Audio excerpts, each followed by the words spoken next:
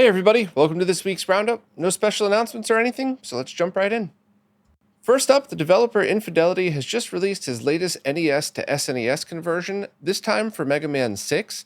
And this was kind of an interesting journey to go through. And obviously, I follow him on Patreon and on social media. So it was kind of cool to see this process because apparently Mega Man 5 and 6 are very unoptimized games that have tons of slowdown.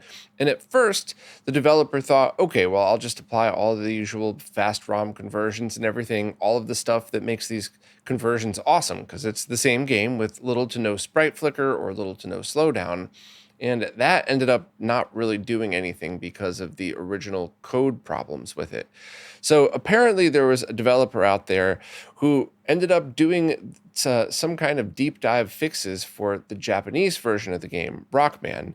And while that couldn't really be applied to the SNES conversion of Mega Man 5 without completely starting from scratch, the developer Infidelity went back and said, okay, well, when I do Mega Man 6, I'm going to do it on the Rockman version that has all of Persabe's.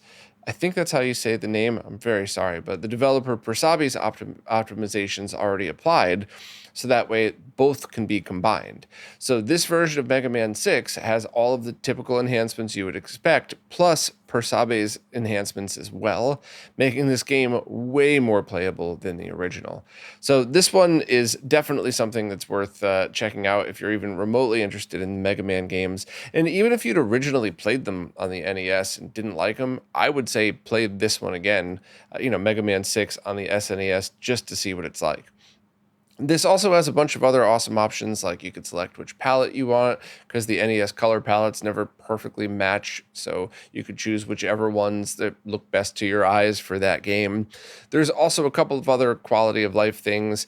You could select region type, Rockman or Mega Man, and there's a whole bunch of different MSU1 audio soundtracks, including ones made by Firebrand X, which I'll talk about that later on. So basically another awesome NES to SNES conversion, and definitely check this one out if you can. Hopefully I'll have time to do a live stream with it at some point in the future, but this one looks awesome. Vincent Tio from HDTV Test has just released a video and a social media post guide for how to fix HDR settings for your Switch 2. And this is something that I saw a lot of people complaining about, and a lot of people got the fix dead wrong on what you're actually supposed to do. So I figured I would just share this with anybody who was lucky enough to pick up a Switch 2. And you could watch the video for the deep dive explanation, which honestly, if you're into TVs at all, you should already be subscribed to Vincent. His work is amazing, and I watch almost all of his videos.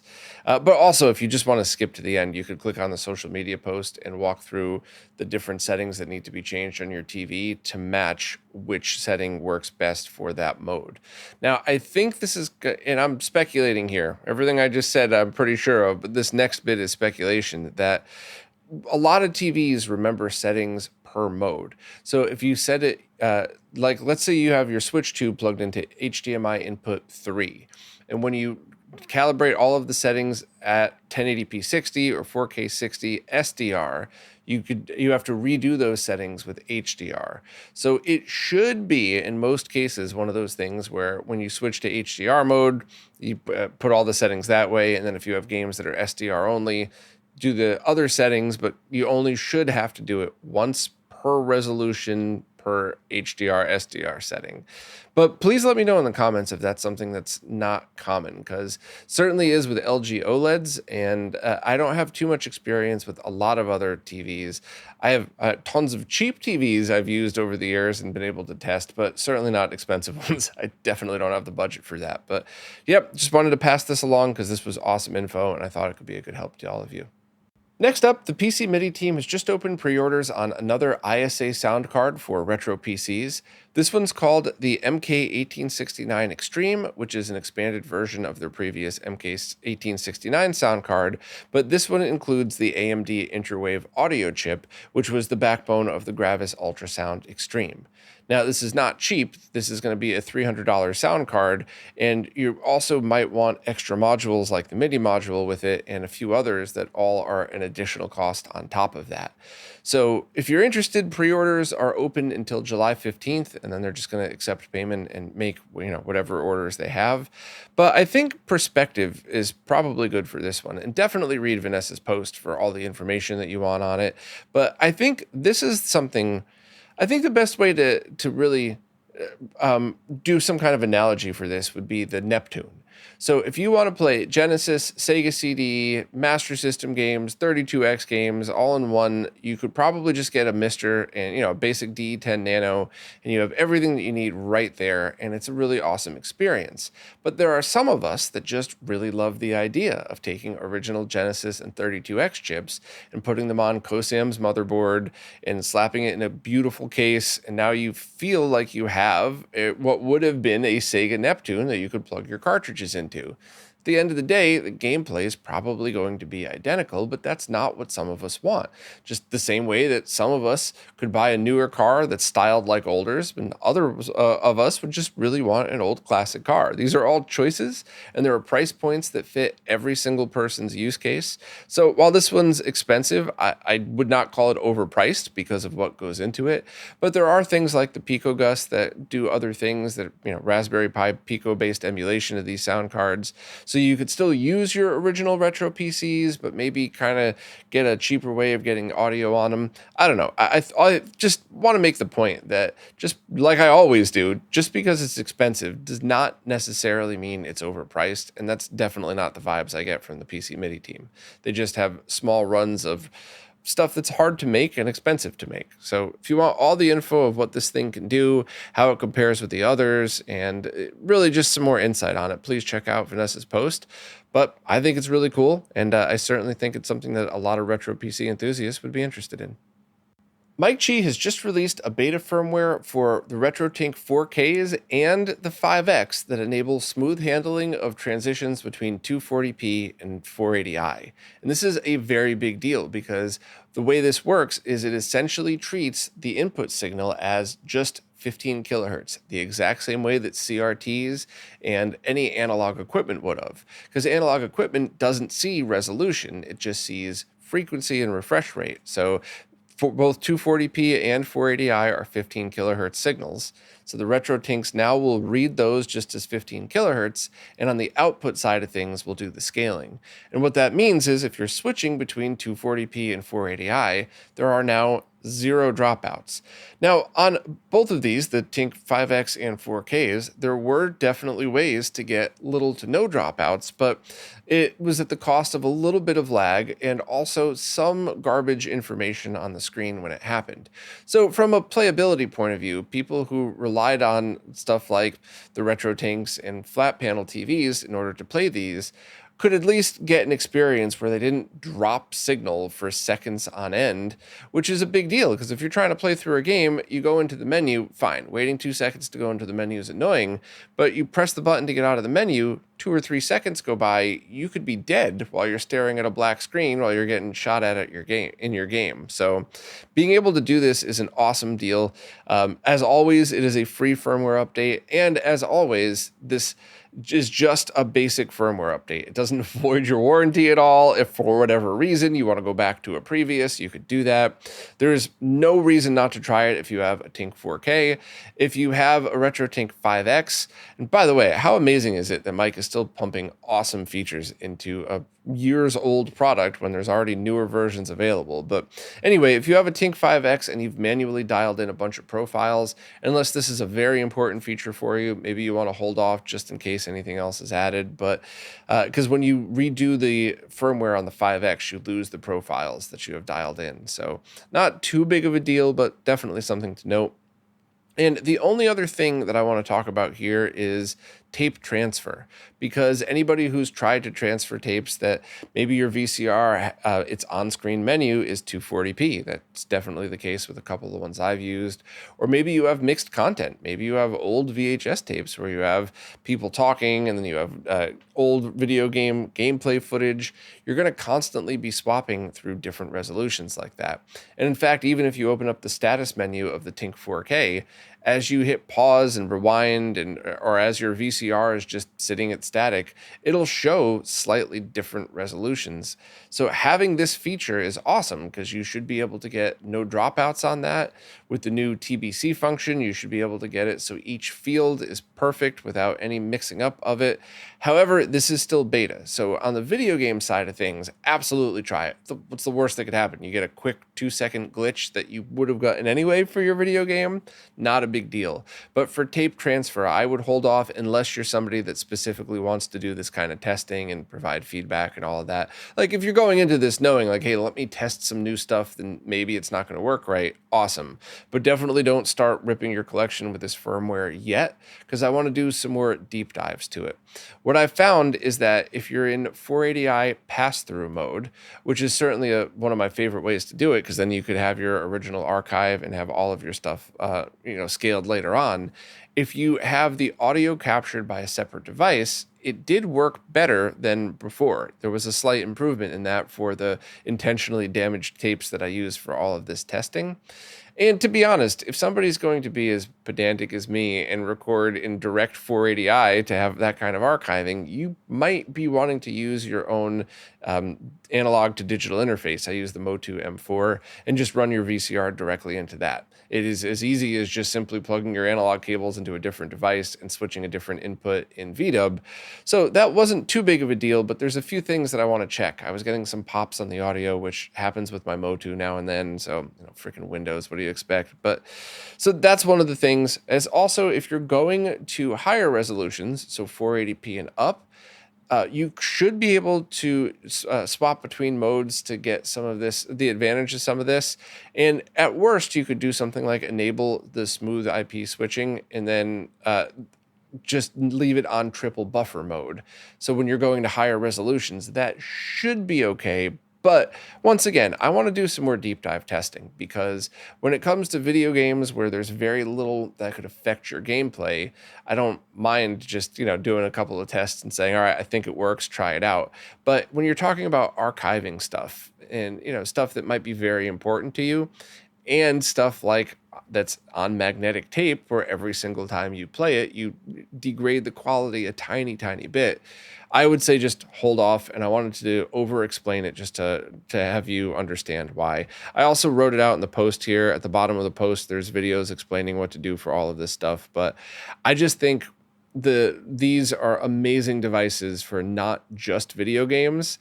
So when I hype them up for that, I want to make sure I do it. For hype them up for other uses, I want to do it correctly. So right now, mess around with it for VHS or beta or Super 8 or Video 8 or whatever else, but hold off for a little while longer. And I might even in a couple of months just do a quick less than 10-minute follow-up video just showing everybody the small changes that have been made to the Tinks since the VHS capture videos came out last year. And one quick thing before I stop this one, there are not, the enhancements and tweaks are exactly that, just little tweaks, stuff like this. So if you've already ripped hours and hours and hours of footage of your home videos, don't worry, there isn't some, oh crap, now you have to go back and re-rip them. They're just slight improvements, just like us nerds always want to do. Every time you do something, you want to do it a tiny bit better. So I'll do a follow-up video on that, but it's one of those things where if you've already ripped your tapes, you probably have awesome transfers. And if you're waiting on it, if you could wait a little longer, maybe hold off to see if we find anything, or if not, just use the existing profiles, which are still totally fine. Next up, Tito from Macho Nacho Productions just posted a video demoing the MegaSwitch HD's SMS add-on board. So the MegaSwitch HD is a hybrid emulation device that connects to original Model 1 Genesis and Mega drives that allow pretty much perfect video output. And it's still using the CPU, the RAM, the audio chips, and the circuits on the Genesis motherboard. It's just recreating the video output via FPGA.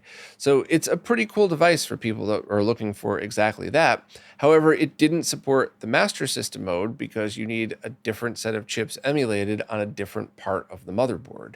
So you could have just played Master System games through the Genesis's analog output because this mod does not disable analog video.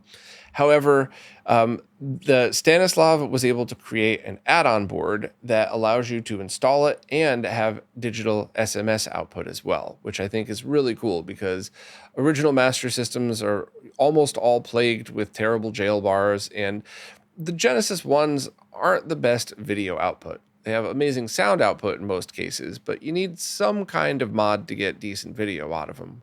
Just a subcarrier bypass is great and retains composite video. You could do the full triple bypass, whatever. So Tito was able to demo the installation of it as well as how it looked, and there were a few things to mention that are just things to note, maybe not necessarily negative, but first, the on-screen menu isn't available when playing SMS games. So if you want to mess with any of the MegaSwitch HD settings, you have to be playing a Genesis game in order to enter that menu, which not too big a deal, but it's certainly something to note. Also, original SMS carts worked perfectly. However, Tito had problems with his Mega EverDrive Pro, but other people have reported that it worked for them, and the creator of this, as well as a few other people, have used different Genesis ROM carts that all loaded Master System games fine. So my guess is there's just something going on with that exact setup, and we'll figure it out at some point, and I'll just post a follow-up about it. So if you were waiting on this and you wanted to get a Master System HDMI output from your Genesis, I wouldn't worry about it. ROMs should work fine. I hope I'm not wrong about that, but my gut's telling me this is just an issue with this very specific setup, and it might not be something that everybody has to deal with. Also, just something to mention is that you do have to mod the original MegaSwitch HD, which is kind of weird, right? You spend all that time installing this board, and then you have to remove it, or at least unbolt it, remove a couple of things on it, and, Tito showed it all in the video, and it's something that certainly was a turnoff to a couple of people, but I get it. The developer didn't plan on ever supporting Master System, and now here it is, so now it's treated as an afterthought, which I think is fine. Because not everybody really is going to want that. And that's kind of what I want to close on this is, once again, is perspective on who wants this thing. Obviously, people who love the Genesis, who have extra cash to spend, who just want an awesome mod for it, cool. But I also think there's a specific use case in that, what if all the consoles that you use already have HDMI outputs, whether you already modded them or whether you just mostly use newer consoles that have HDMI out or easy HDMI out, like a Wii with the, those easy plug and play stuff like that. But you still love the Genesis or Mega Drive. So in that perspective, are you going to go out and get a scaler and an RGB cable, and if it's a Genesis 1, a mod for it to get good quality analog video to then convert to digital? Or are you just going to get this? So I think people who buy that, or people in that scenario, you would save money modding a Genesis with all of this stuff and get the functionality that you're looking for. So, once again, of course, there's cheaper ways to go about doing all of this stuff, but there are absolutely people who appreciate this, and I've tested one myself, and I thought it was really, really cool to see that. And while I see original consoles plugged into OLED TVs all the time here, there was just something weird in a good way about plugging an HDMI cable directly into my Genesis, putting an original cart into it, and just have it look basically perfect on a TV. So, worth considering if you fall into any of those categories, but if not, just check out Tito's video because it's an awesome mod that's worth looking at. Next up, Firebrand X has been working on analog audio rips of original NES soundtracks, and anybody who's been following FBX's work for a while knows that he aims for absolute perfection every time. And this, all of the soundtracks that have been ripped have been with as good as you could get from analog audio out of these consoles. So HD Retrovision cables were used via Voltar's QSB AV output kit, so you could plug the SNES style connector into it. Noise cancellation was applied using a 10-second clip of the output at idle, so no sound other than background hum, and it uses mods like the ACE expansion audio balance restoration method. So, and all of them are recorded as 24-bit 96K mono FLAC files. Essentially, this is as good as possible from analog output from the NES. So of course, you can get digital audio rips of it. You could use FPGA, you could use software emulation, and all of them are going to sound good. But the goal of something like this is to get as good a quality analog audio output so that you could hear what these consoles, one would argue, should have sounded like, with the correct mix of the different sound chips, with the analog warmth to them. It really is just an awesome way to try to get the best soundtracks from these games. And, best is always subjective. One might argue that the pure digital rip would be quote unquote better. I don't know. I think these are absolutely awesome. And the developer Infidelity used the Mega Man 6 soundtrack as one of the MSU audio soundtracks for the NES to SNES conversion. And while those also use Membler's sound emulator to get the original soundtrack, it's not exactly the same. It's great, but it's not exactly what you would expect. So this takes care of that. If you have the ability to load MSU1 audio via Mister or an FX Pack Pro, or even software emulation, you could have the original analog audio from Mega Man 6 on SNES. So I think these are great. They're all free as always, but if you would like to support FBX's work, which I'm always been proud to support, please consider signing up on Patreon. But yeah, this is cool. There's 10 soundtracks available right now, I believe. And I think he's going to be working on a few more, but I just think this is really cool.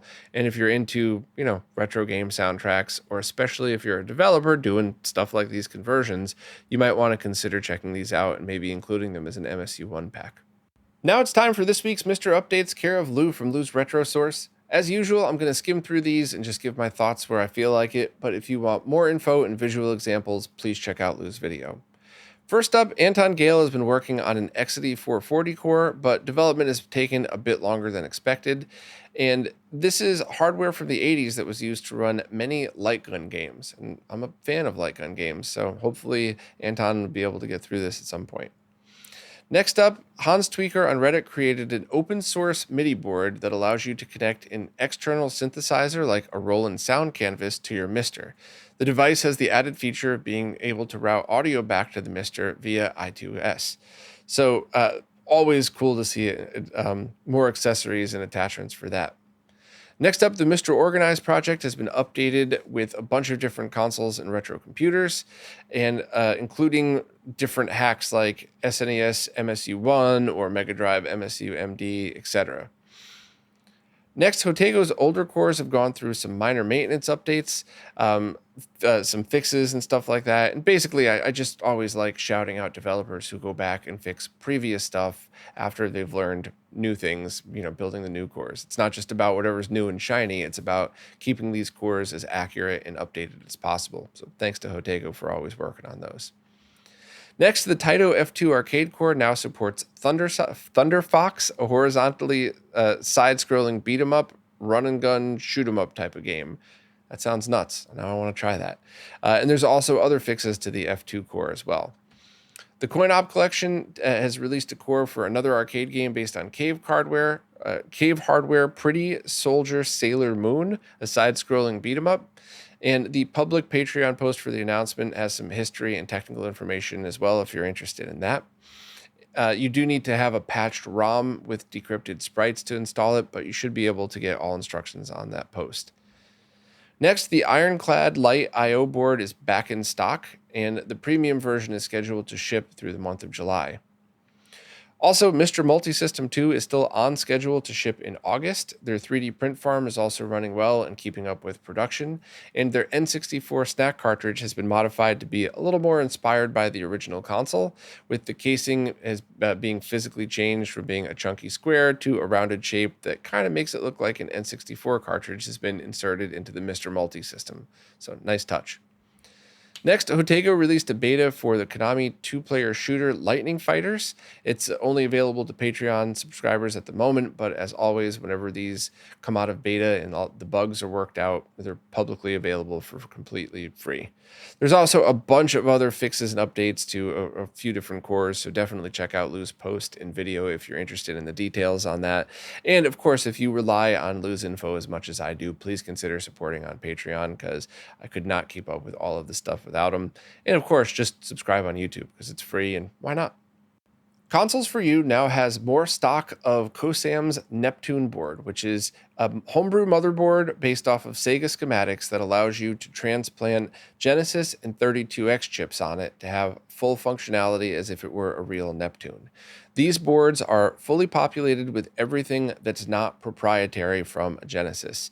So that alone is a big deal, because even though you could absolutely make these boards yourself because it's an open source project, my guess is the time to track down all of these components locally, work through the bill of materials, solder them all together, test them, and figure it all out would probably be a lot more. If you count time as how much this stuff costs, I think you would be willing to spend the money. I think it came to like $100 after shipping or something like that, just to use this and make it so much easier. Because while it's absolutely not easy, it's certainly easier than trying to do the whole thing yourself. If you want to see it in action, Tito from Macho Nacho Productions did an awesome video showing exactly what you need in order to accomplish this. But I'm a big fan of these, and I certainly think anybody who's considering building their own Neptune with original parts should consider buying this one instead of making your own, just because it probably is going to save you a ton of time and possibly even money, all things considered. So check it out if you're interested. I think everything else is the same as before, other than the region fix. So the region issue, where if you load up the 240p test suite, you could see it swapping between Genesis and Mega Drive modes. That is fixed on this motherboard. So that live stream I did a while back fixing a previous edition, you don't need to worry about this one. Everything should just be exactly the way you need it.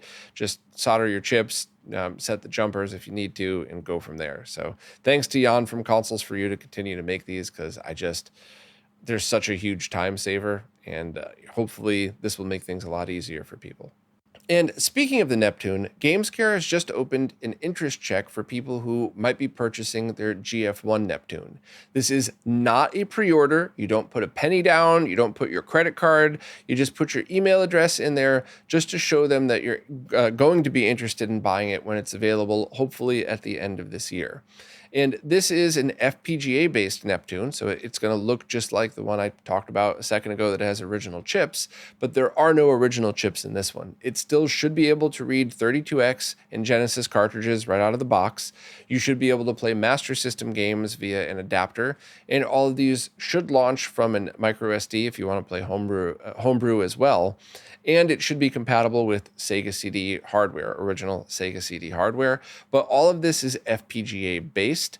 So it should be an easier way to maintain making it, because it would be impossible to try to do a full manufacturing run based on used Genesis and 32X parts.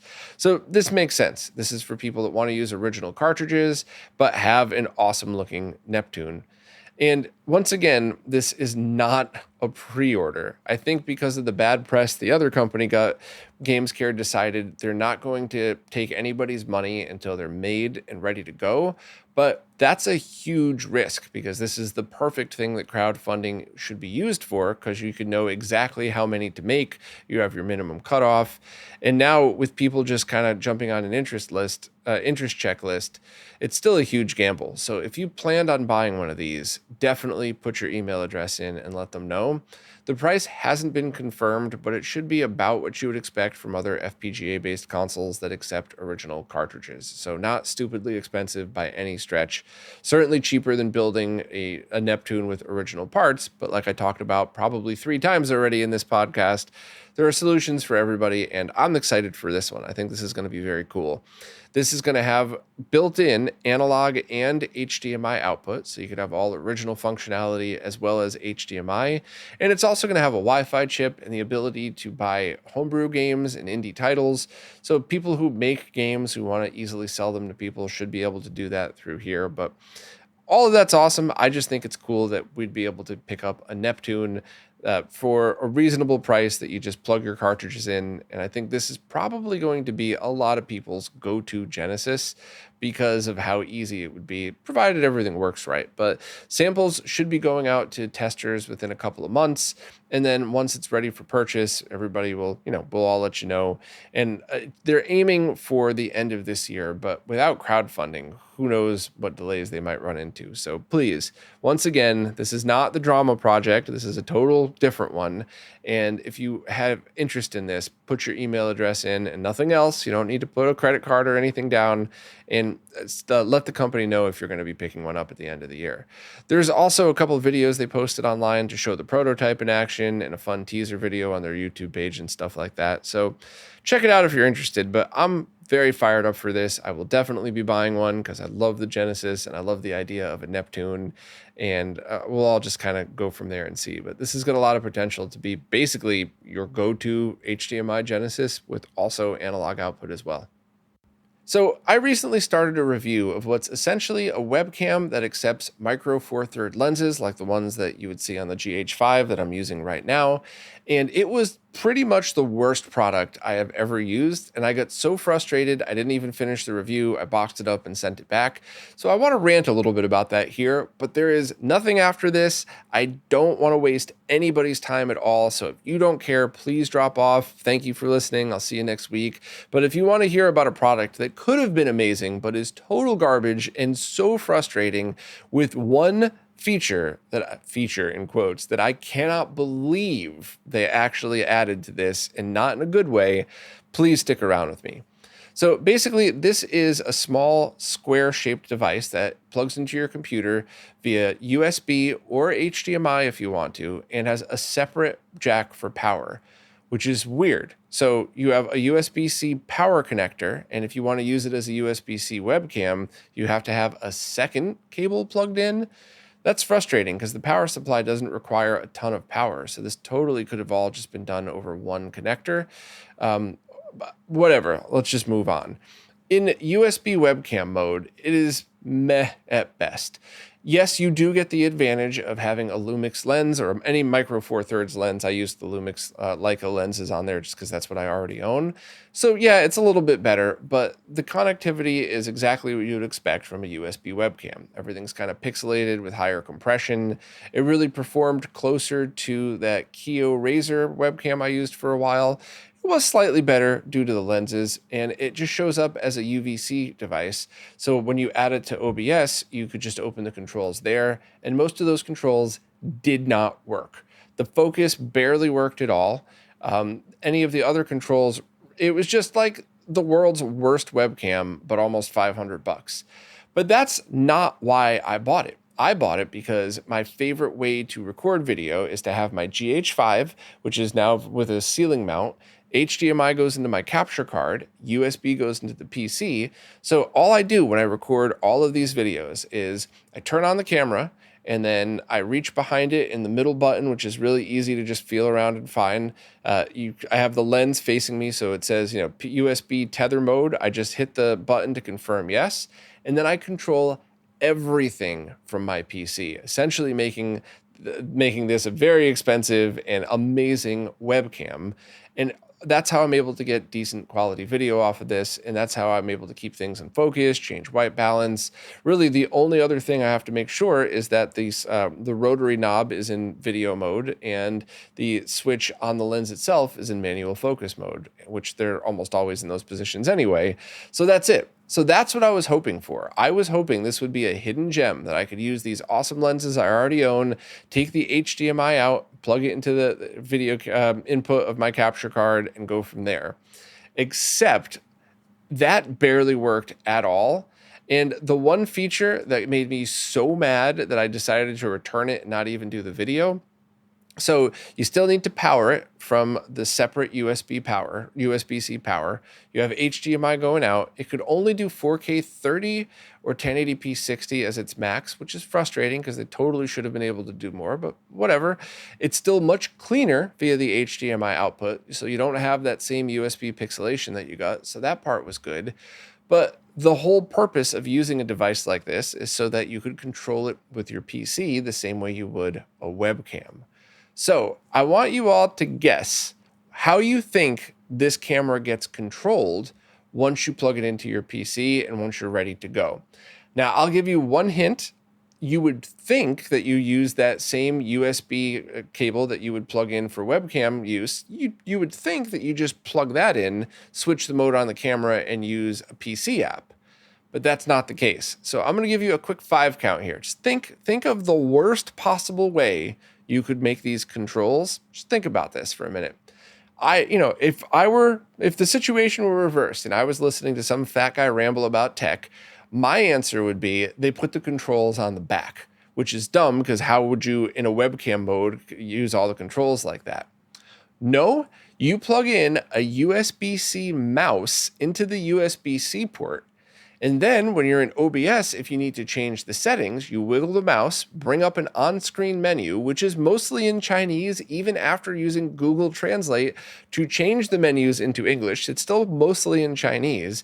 And you have to fumble through the worst controls I've ever seen that barely work, if at all, through the recording window that you're using to record. It's like they cloned a product and didn't have any comprehension of what their target use case would be. I don't think I've ever been offended by a product before, but I was so annoyed and offended and pissed that anybody would have released a product like this that I just boxed it right up and sent it back. And I just wanted to rant about it here for a couple of reasons. First, to let you know, don't buy it. Second, am I missing something? Because I'm not perfect. Maybe I skipped over something, but I read their quote unquote instructions, and no, there's no way to connect this. There's nothing that I could find. There's certainly no software to download. The only thing was an Android app, but I don't have an Android phone, and I don't want to use a phone for this anyway. I want to use my PC that I'm standing up in front of, just like everybody who's a creator who uses this type of stuff. So yeah, it was the worst thing I could have imagined. The only thing, and it could have been awesome if they just made an app similar to the Lumix Connect app, which is what I use here. That would have been great. I could have totally used it. It was half the price of a used GH5, so it would have been everything that you would have needed, but it was horrible, and I wanted it to be good so badly. Shout out to my friend who recommended me that I try this one because, in his defense, he just saw a product that was like one I had been talking about. But no, if you want the kind of performance like this, you have to get a real camera. And by the way, once again, if anybody has like a broken GH5, maybe it's got like cracked plastic all beat up, a barely working LCD screen, I'll still buy it off you for cheap because I just want it as a webcam like I use mine for. And thank you to everybody who suggested the quick release things. It's still a pain, but way less of a pain than before. So that's cool. But yeah, once again, I hope if you didn't care about this, you dropped off because I don't ever want to waste anybody's time. But I just had to talk about this because it was the most offensive thing I have ever wanted to review for a product that could have been awesome. And I think Logitech has their Mevo, which might work the way I want it to, but it's also the same price as a used GH5 or maybe even a new one now. So there's 0 point in anybody spending that much money when you could, even if you 99.9% use it the way I do, you still have an amazing camera that if you ever needed to have a camera, you could just unplug it and use it. So any thoughts, let me know. But as always, thanks to everybody who watches, listens, plays nicely in the comments, and especially thank you to anybody who supports in absolutely any way, because it really is you who's keeping all this stuff going. And I really wish I had more time to do more reviews of stuff like that and more YouTube videos, but I'm just doing my best to keep it all going, and I couldn't do it without you. So thank you all so much, and I'll see you next week. This week's Roundup is brought to you by Neo Paradigm Entertainment, connecting Southeast Asian influencers with opportunities in the West.